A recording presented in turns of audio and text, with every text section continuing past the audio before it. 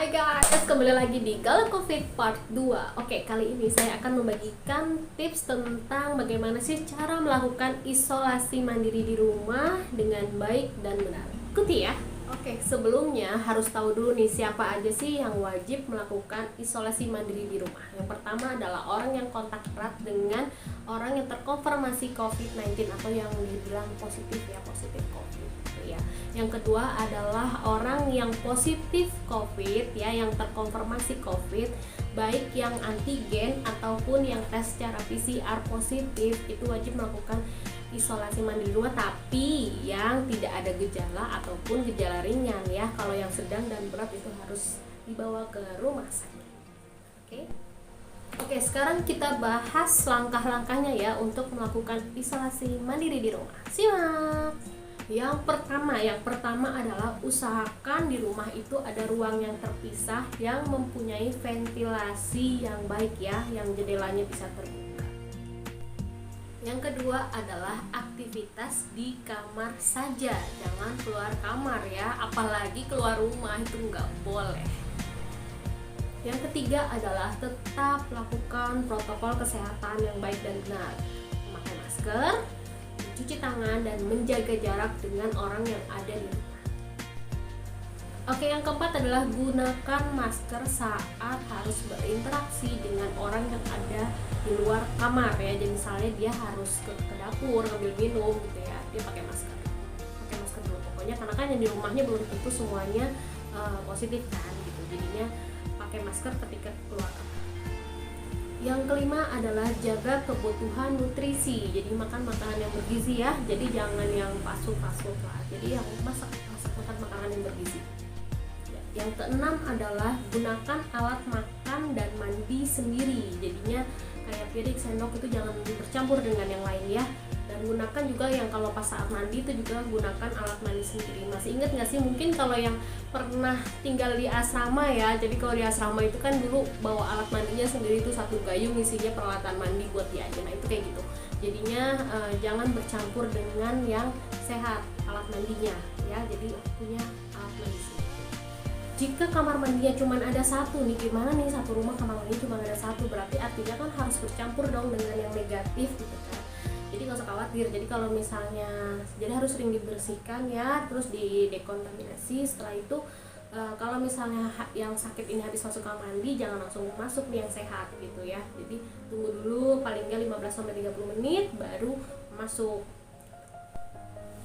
Selanjutnya yang ketujuh adalah pastikan istirahat yang cukup, paling nggak tidurnya 8 jam dalam satu hari. Yang kedelapan adalah berjemur tuh wajib ya, sekitar jam 7 sampai jam 9 pagi, dan itu nggak usah lama-lama, 15 menit aja cukup guys, nanti kamu gosong. Adalah hindari stres, jadinya kerjakanlah hobi-hobi yang disukain gitu ya, mau dengerin musik, baca buku, atau ngerajut. Jadi banyak lah hobi yang disukain ya, main game, cuma main game juga jangan kelamaan juga, yang ada nanti malah pusing. Jadi ya lakukanlah hobi yang teman-teman sukain selama melakukan isolasi mandiri di rumah. Oke, yang selanjutnya adalah olahraga. Olahraga tuh juga penting ya saat melakukan isolasi mandiri di rumah. Olahraganya ringan aja, nggak usah aerobik juga gitu.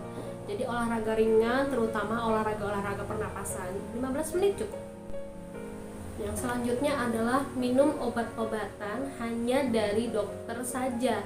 Jangan dicampur-campur, nanti malah mabok gitu ya. Kadang-kadang sih ya namanya ada tetangga yang bilang minum ini nih bagus gitu ya, terus ada saudara lagi bilang minum ini nih bagus, apalagi di share di grup, saking pedulinya, sebenarnya niatnya baik, cuma nanti malah jadi interaksi yang berlebihan gitu. Jadinya fokus aja, hanya minum obat yang sudah diberikan oleh tenaga medis atau dari dokter. Yang selanjutnya adalah ukur suhu tubuh dan ukur saturasi oksigen dari Anda. Jadi penting banget ya kalau pas lagi isolasi mandiri itu punya alat termometer sama oximetri, itu buat mengukur suhu badan, dan yang oximetri itu untuk mengukur saturasi oksigen dalam tubuh kita. Jadi diukur tuh pagi dan sore. Dan jangan lupa lakukan setiap hari tuh ya, rutin pagi dan sore, dan laporkan ke pemantau Anda. Pemantaunya itu siapa? Biasanya pemantaunya itu puskesmas. Tiap hari lapor, kondisi saya hari ini, saya Helmi tidak gejala atau bergejala, suhu saya pagi sekian, sore sekian, saturasi sekian. Itu harus dilapor gitu ya. Jadi puskesmas tahu perkembangannya gitu. Jangan tiba-tiba udah jelek, udah sekarat itu baru lapor. Bingung gitu, apalagi rumah sakit sekarang di mana-mana penuh. Jadi begitu positif, langsung koordinasi dengan satgas tempat, satgas wilayah ya, RT RW terutama. Nanti biasanya akan dikoordinasikan dengan puskesmas, lalu nanti untuk yang positif akan dilakukan pemantauan. Jadi kalau ditelepon dari puskesmas ya jangan kabur juga gitu ya, giliran pas lagi sekarang baru butuh gitu, enggak. Jadi tetap lakukan komunikasi yang baik dengan pemantau Anda gitu ya.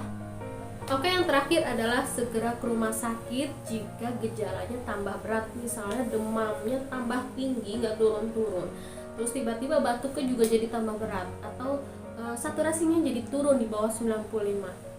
Bisa juga yang tambah lemes, tambah nggak bisa makan, itu harus segera langsung ke rumah sakit.